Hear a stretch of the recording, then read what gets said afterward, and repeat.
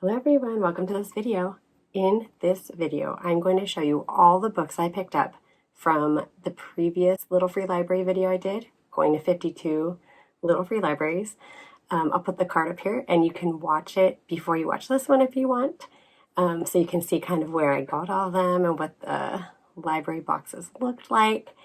I found some really great books, and some Little Free Libraries I even went back to because I wanted to get more of the books that I left behind. And sometimes I went back like the next day and the books were totally different. So if you go to a Little Free Library and see a book you want, get it. Like, I always carry books in my car that I don't want so that I can trade for a different book if I ever come across Little Free Libraries. So I hope you enjoy this video, and let me know if any of these books you have read or want to read. And thank you so much for watching, and I hope you enjoy and that it's relaxing and that it inspires you to read. Enjoy. The Woman in the Window by A.J. Finn. Anna Fox lives alone, a recluse in her New York City home, unable to venture outside. She spends her days drinking wine, maybe too much, watching old movies, recalling happier times, and spying on her neighbors. Into the Water by Paula Hawkins, a Book of the Month edition. A single mother turns up dead at the bottom of the river that runs through town. Earlier in the summer, a vulnerable teenage girl met the same fate. They are not the first women lost to these dark waters, but their deaths disturb the river and its history, dredging up secrets long submerged. The Silent Patient by Alex Michaelides. I might have said that wrong. Alicia Berenson's life is seemingly perfect. A famous painter married to an in-demand fashion photographer. She lives in a grand house overlooking a park in one of London's most desirable areas.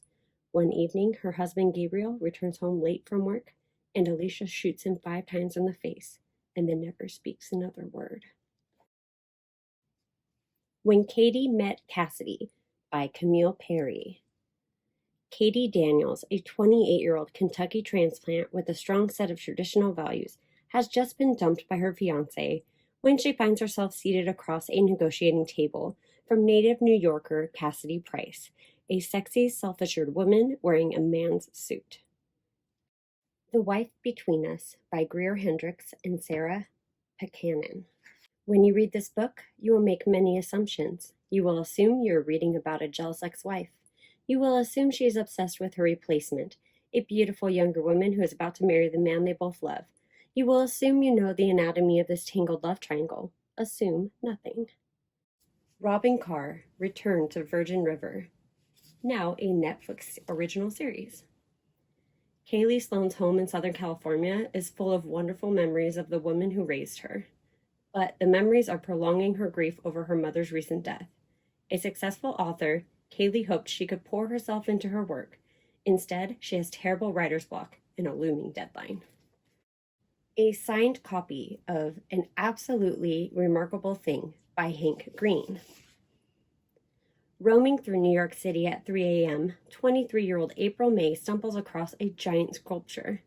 Delighted by its appearance and craftsmanship, like a 10-foot-tall transformer wearing a suit of samurai armor, April and her best friend Andy make a video with it, which Andy uploads to YouTube. The next day, April wakes up to a viral video and a new life. The Glass Hotel by Emily St. John Mandel. Vincent is a bartender at the Hotel Cayette, a 5-star hotel on the northernmost tip of Vancouver Island. On the night she meets Jonathan Alcatis, a hooded figure scrawls a message on the lobby's glass wall. Why don't you swallow broken glass? Read at the Bone by Jacqueline Woodson. 2 families from different social classes are joined together by an unexpected pregnancy and the child that it produces. Moving forward and backward in time with the power of poetry and the emotional richness of a narrative 10 times its length, Jacqueline Woodson's extraordinary new novel uncovers a role that history and community have played in the experiences, decisions, and relationships of these families in the life of this child. Ellen Hilderbrand's What Happens in Paradise. Irene Steele is still recovering from the shock of her life. Her loving husband, father to their grown sons, and well regarded as a successful businessman, was killed in a helicopter crash. But that wasn't Irene's only shattering news. He's also been leading a double life on the island of St. John, where another woman left him to. Gillian Flynn, Gone Girl.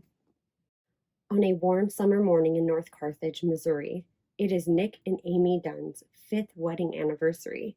Presents are being wrapped and reservations are being made when Nick's clever and beautiful wife disappears. Ruth Ware, The Turn of the Key. The book does not have a synopsis, but I'm going to read one of the reviews by BookBub. Compulsively readable from the very start. It is full of dizzying plot twists and revelation, but one thing is very clear. We are the ghosts. What human beings are capable of, including what we can accomplish with our technology, has the capacity to turn us into monsters. Ellen Hilderbrand's 28 Summers. When Mallory Blessing's son, Link, receives her deathbed instructions to call a number on a slip of paper in her desk drawer, he certainly does not expect Jake McLeod to answer. It's the late spring of 2020, and Jake's wife, Ursula de Guernsey, is the front runner in the upcoming presidential election. Link is sure there's been a mistake. How do Mallory and Jake know each other? The Vegetarian by Han Kang. Before the nightmares began, Young-hae and her husband lived an ordinary, controlled life. But the dreams, invasive images of blood and brutality, torture her, driving Young-hae to purge her mind and renounce eating meat altogether.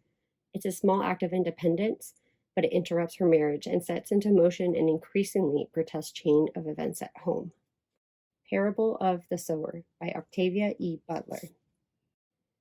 When global climate change and economic crises lead to social chaos in the early 2020s, California becomes full of dangers, from pervasive water shortages to masses of vagabonds who will do anything to live to see another day.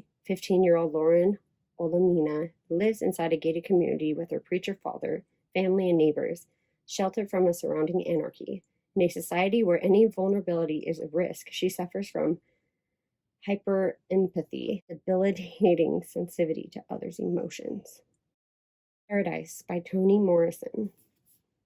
In prose that soars with the rhythms, grandeur, and tragic arc of an epic poem, Toni Morrison challenges our most fiercely held beliefs as she weaves folklore, history, memory, and myth into an unforgettable meditation on race, religion, gender, and a far-off past that is ever present. A Court of Wings and Ruin by Sarah J. Maas.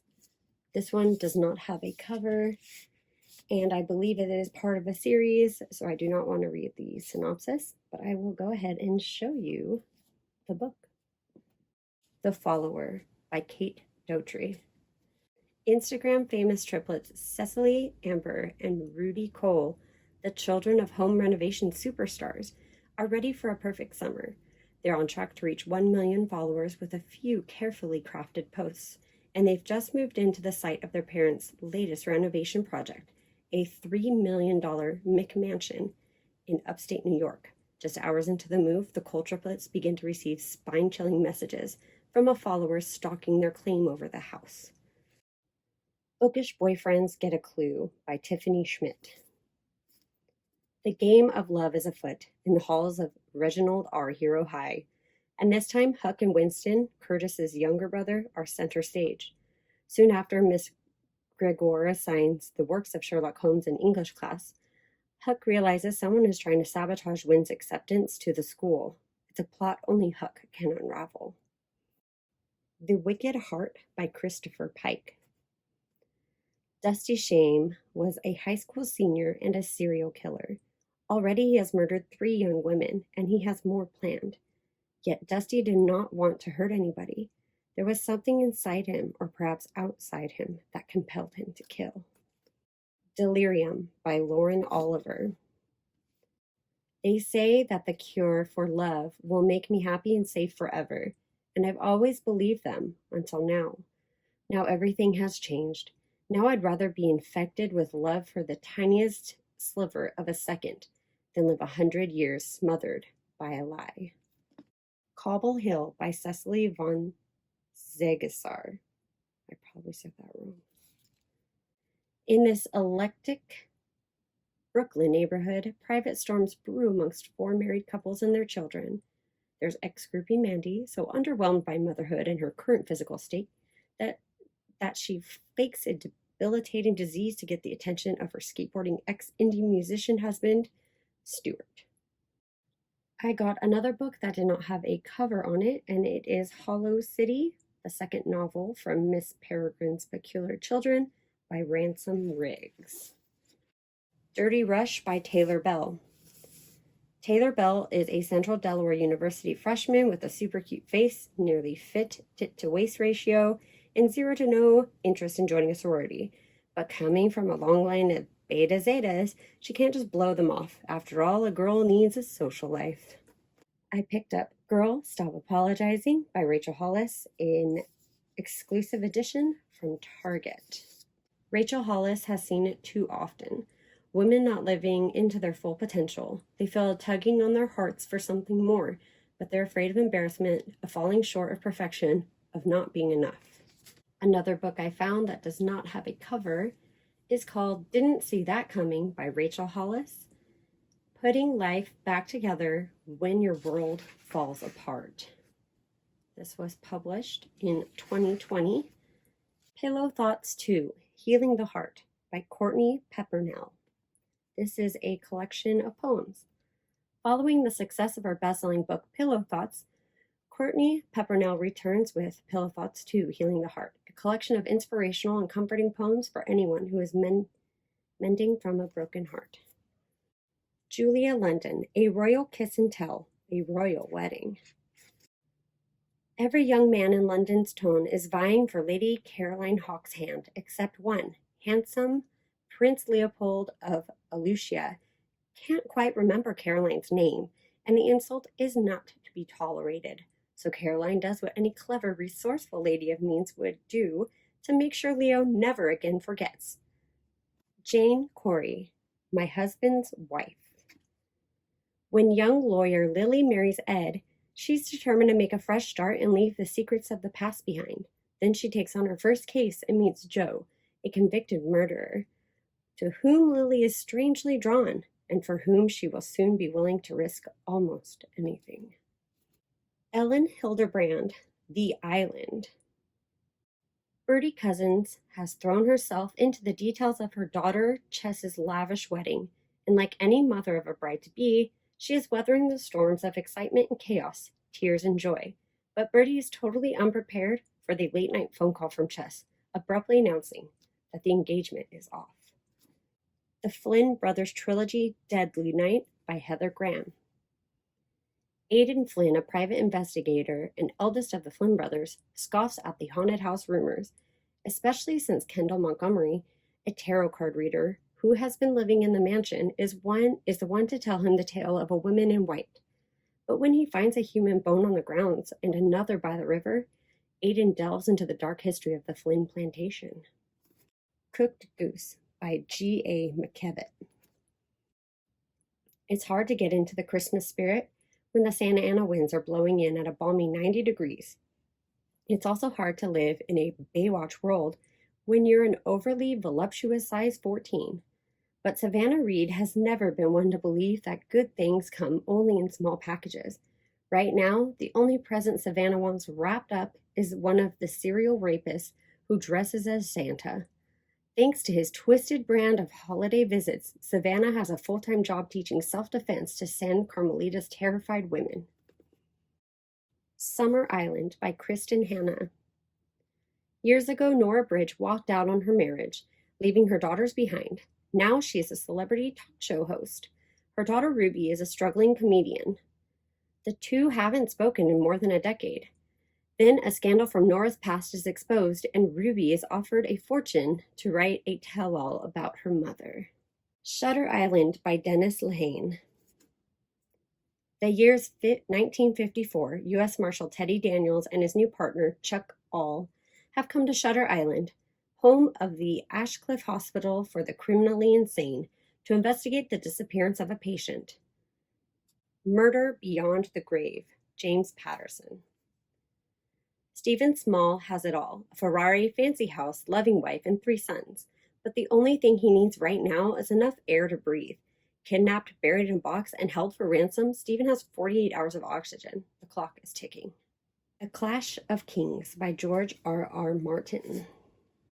This is a sequel to the Game of Thrones, so I don't want to read the back of it because I do want to try reading this series.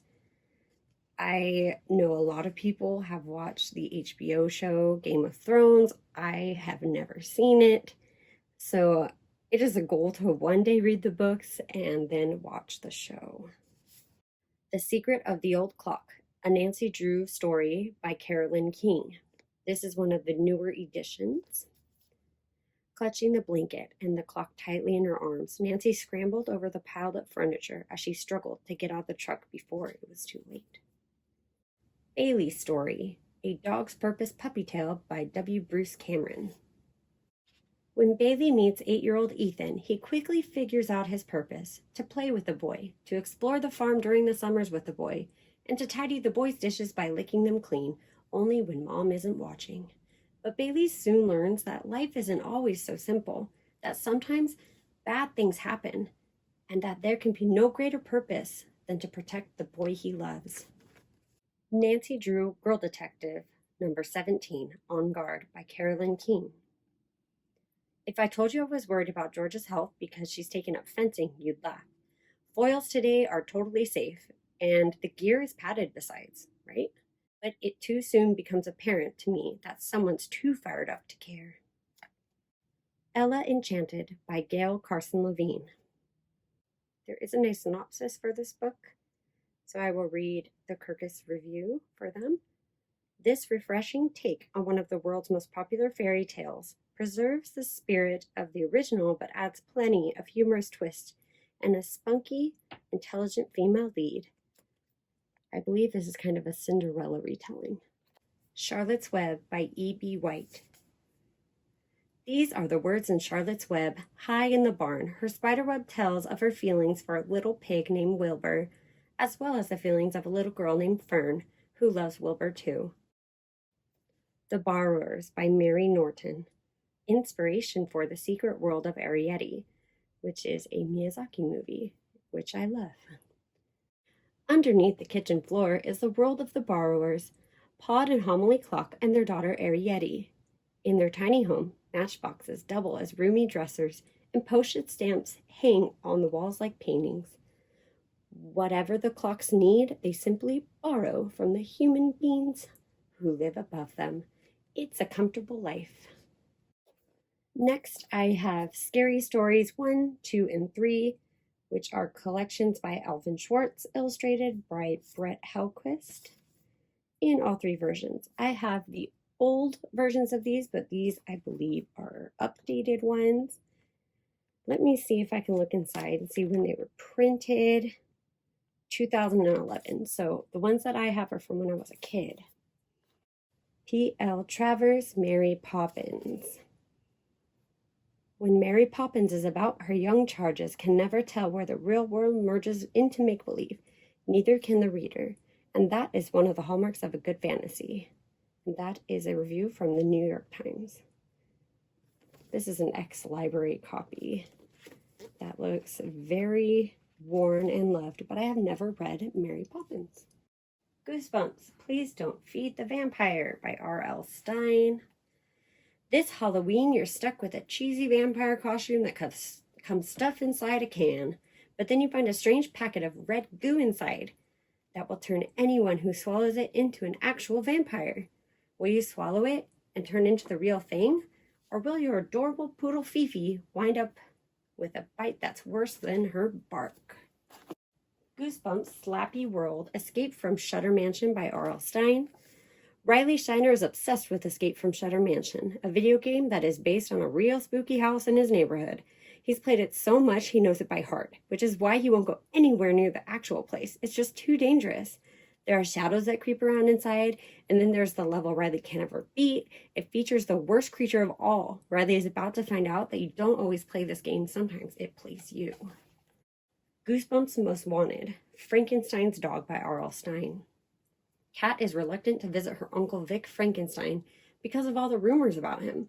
The cat is relieved to find that even though he lives in a dark old castle-like mansion, Uncle Vic is a quiet, gentle man, a scientist interested in building robots with artificial intelligence. Also, Cat loves Poochie, Vic's small, adorable, fluffy white dog. But after an accident occurs in her uncle's lab, strange things begin to happen. Has Cat created a monster, or something else responsible for the horror that is unleashed? And there you have it. There's all the books that I traded in to get from little free libraries all around. I went to about 52. I've been to some since. I went back to a few of them because there's books that I passed up the first time around. And there's some books I went back to get and they were taken already. So I hope that you enjoyed this video. Thank you so much for watching, and I'll see you in another video later. Bye!